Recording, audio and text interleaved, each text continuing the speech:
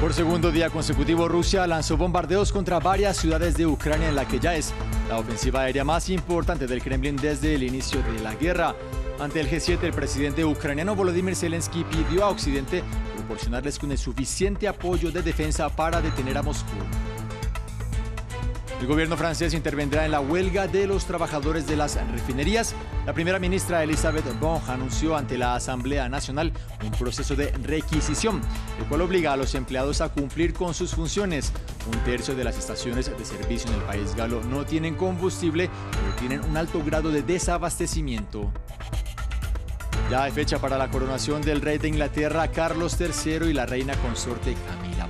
El 6 de mayo del próximo año, en la abadía de Westminster, será el primer acto de este tipo en Reino Unido en 70 años.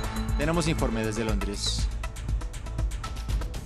Actualizamos la información aquí en la pantalla de France 24. Gracias por continuar con nosotros. Yo soy Juan Pupiales. Los ataques de rusos golpearon de nuevo este martes a varias ciudades ucranianas, un día después de que Moscú lanzara una de las peores ofensivas aéreas de los últimos meses. El Kremlin asegura que su blanco es la infraestructura energética y militar de Ucrania. La Oficina de Derechos Humanos de Naciones Unidas expresó su preocupación porque Rusia esté apuntando a objetivos civiles. En la jornada de ayer, 19 personas perdieron la vida. Más en el siguiente informe. Por segundo día consecutivo, los ucranianos despertaron con el sonido de sirenas y nuevos bombardeos. Misiles golpearon el pueblo suroriental de Zaporilla la mañana de este martes. Hubo 2 explosiones, luego una tercera. Fue fuerte, las cosas volaban por allá. Corrí al pasillo, los niños lloraban, mi nieto lloraba. Mientras tanto, las autoridades afirmaban que las instalaciones centrales de energía de Ucrania habían sufrido serios daños. Parte de la ciudad de Lviv quedó sin electricidad luego de los bombardeos el martes. El ministro de Defensa de Rusia confirmó los ataques, que también golpearon las ciudades de Sloviansk y Dnipro. Las Fuerzas Armadas de la Federación Rusa continuaron hoy un masivo ataque aéreo y marítimo con armas de precisión de largo alcance contra el control militar ucraniano e instalaciones del sistema energético.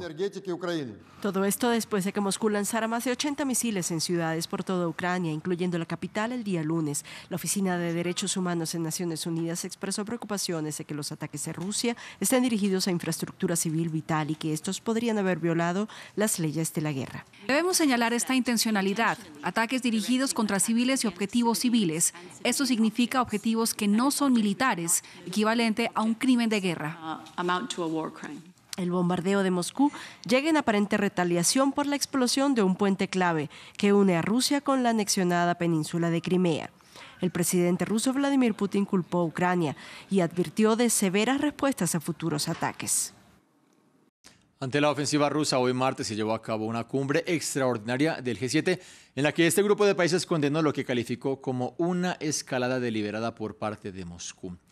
Las potencias occidentales emitieron un comunicado en el que insisten en que el uso de armas nucleares, químicas o biológicas tendría graves consecuencias. Dicen también que mantienen el compromiso de seguir aportando ayuda a Ucrania.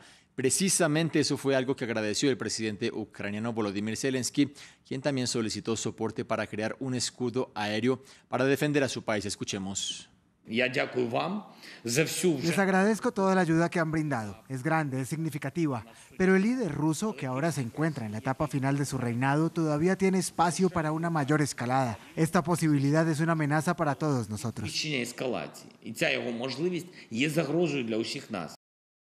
Ucrania sigue denunciando la aparición masiva de fosas comunes en medio de la guerra.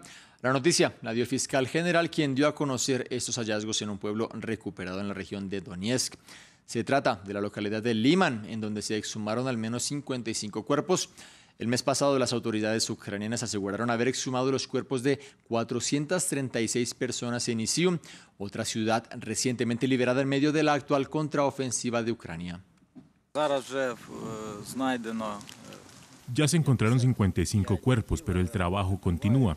Estos cuerpos son civiles locales y nuestros defensores, militares de las Fuerzas Armadas. Las causas de las muertes serán determinadas por peritos médicos judiciales, resultados preliminares, la causa de la muerte, lesiones por explosivos y proyectiles, lesiones por bala. Tampoco excluimos la tortura, especialmente entre las víctimas civiles. мінно-вибухові травми, осколкові поранення. La masacre de Bucha constituye uno de los primeros crímenes de guerra de Rusia en Ucrania, según Naciones Unidas. Han pasado más de 6 meses de esta matanza y los supervivientes luchan por sobreponerse y poder seguir adelante con sus vidas. Nuestros corresponsales Etel Bonet y Diego Ibarra visitaron la zona. Svetlana ha sacado a pasear a su hijo Vladimir al cementerio. A Vladimir le cuesta entender la muerte y para evitarle más dolor le ha contado que su padre está dormido. El 4 de marzo fue alcanzado por una bala mortal de un francotirador ruso cuando salió a comprar pañales para Vladimir. Aquí estaba atendido mi marido. No pude recoger el cadáver. Tuvimos que irnos porque temía por Vladimir y tuve que dejarle aquí, solo. El cuerpo del marido de Svetlana y de otros 14 civiles permanecieron en esta calle de Bucha por un mes entero. Ahora sus vecinos la han renombrado el Callejón de la Muerte. Tetania nos muestra unas imágenes de soldados rusos sacando a civiles de sus casas que consiguió grabar con su móvil. 8 personas fueron ejecutadas detrás del patio trasero de su vivienda. No es justo que tantas mujeres se queden sin marido, que los niños se queden sin padre. Solo quiero que los que cometieron estos crímenes sean castigados. No es fácil lidiar con el dolor de la muerte, sobre todo si ha sido en circunstancias trágicas. Hemos trabajado juntos toda la vida. A él lo tomaron cautivo los rusos y a mí me dejaron libre. No supe nada más de él hasta que vi su tumba. Pero más difícil es sobreponerse a la desaparición de un ser querido. Alexandra lleva más de 6 meses sin saber nada de su padre. Sigue esperando cada día la llamada a los servicios para buscar a los desaparecidos durante la guerra. Mi padre nos pidió que nos fuéramos de aquí. Dijo, este lugar va a ser horrible. Yo me quedaré. El 24 de marzo leí en Facebook que había desaparecido. Lo llamé varias veces, pero su teléfono estaba apagado. Desde ese día aparecen mis sueños para hablarme. Las matanzas y desapariciones de cientos de civiles en Bucha y recientemente en Isium han causado profundas heridas psicológicas entre la población y si no hay justicia, si no hay rendición de cuentas, el trauma perseguirá a las nuevas generaciones. El gobierno francés decidió intervenir en la huelga de las refinerías de Total Energies y ExxonMobil, que han causado escasez de combustible en al menos una tercera parte de las estaciones de servicio, afectando a millones de franceses. La idea es requerir al personal para que las empresas vuelvan a funcionar, algo que va en contra de la postura de la mayoría de los sindicatos. Andrés Granadillo con la información. Tras más de 2 semanas de huelga y una crisis en el suministro de combustibles, el gobierno decidió intervenir. Así lo hizo saber durante una sesión de la Asamblea la primera ministra Elisabeth Borne. Las propuestas sobre la mesa por la empresa ExxonMobil no son mínimas, son significativas. Por eso he pedido a los prefectos, como permite la ley, que hagan una requisición del personal necesario para el funcionamiento de los depósitos de la empresa. Con esta medida, el Ejecutivo obliga a los trabajadores de las refinerías de ExxonMobil y Total Energies a volver a sus funciones y de esta forma mitigar el impacto sobre el suministro de combustibles en el país. Y es que en las calles las filas para poder tanquear los vehículos son interminables. Pero los sindicatos que exigen una mejora salarial ante las ganancias extraordinarias de las empresas persisten en sus peticiones.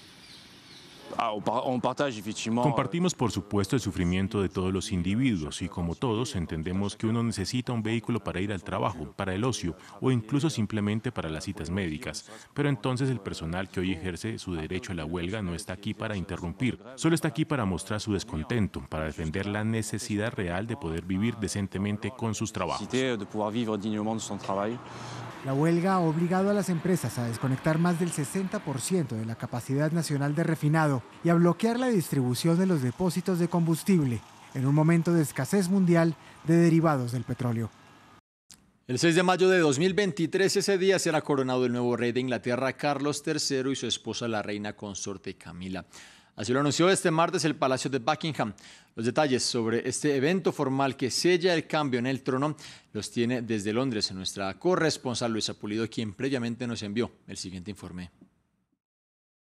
El rey Carlos III será el primer monarca en la historia británica de edad avanzada en ser coronado. Lo será a los 74 años. La ceremonia se realizará en la tradicional abadía de Westminster en el centro de Londres, donde se han realizado todas las coronaciones en los últimos 900 años y esta promete ser un reflejo de una sociedad mucho más moderna, más corta y que será transmitida en vivo y en directo por la televisión de todo el mundo y a través de las redes sociales. La de la reina Isabel, la última de la que se tiene récord, por supuesto, fue hace 69 años, esta duró 3 horas y además tuvo altísimos costos y muchos lujos. Lo que se cree también es que la del rey Carlos III será un reflejo justamente por la situación económica de crisis que atraviesa el país. Carlos III será coronado junto con su esposa, la reina consorte Camilla Parker Bowles, aunque todavía no se conocen todos los detalles de esta ceremonia. En noticias económicas, el Fondo Monetario Internacional empeoró su previsión de crecimiento para la economía mundial. Esto para el próximo año al 2,7% desde el 2,9% anterior y advirtió que lo peor está por venir. Al referirse a que el mundo podría sufrir una recesión severa a niveles no vistos desde el inicio de la pandemia de COVID-19, la agencia crediticia de 190 países citó una larga lista de amenazas que incluyen la guerra en Ucrania, las presiones inflacionarias crónicas, las altas tasas de interés y las consecuencias persistentes de la pandemia mundial. Agregó que las 3 economías más grandes, Estados Unidos, China y la zona euro, seguirán estancadas.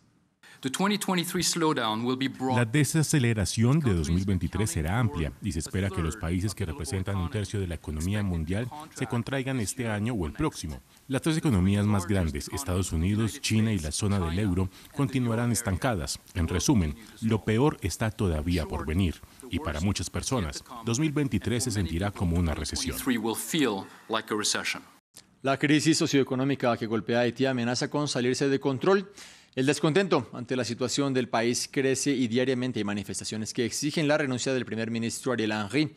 Ayer lunes, enfrentamientos entre la policía y manifestantes en Puerto Príncipe se cobraron la vida de una persona.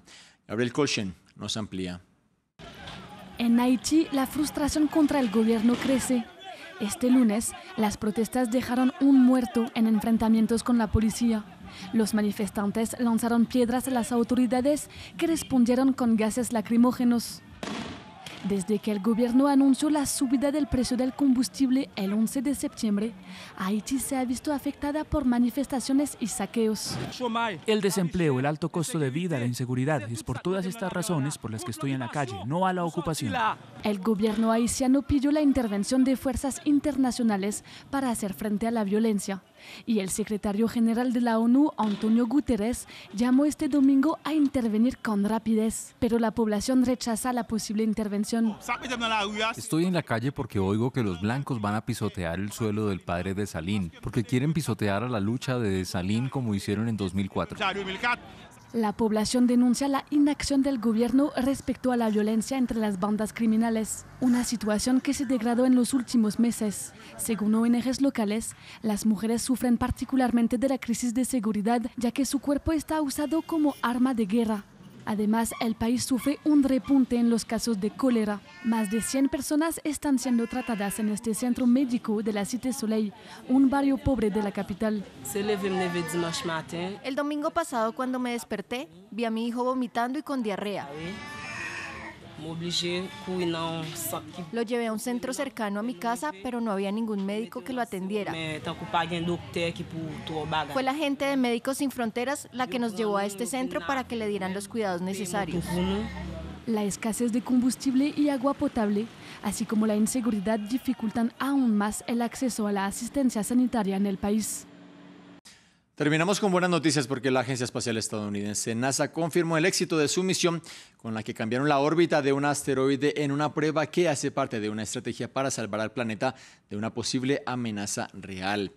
La nave DART chocó contra el asteroide Dimorphos a 11 millones de kilómetros de la Tierra y logró reducir su órbita, explicó la NASA en una rueda de prensa.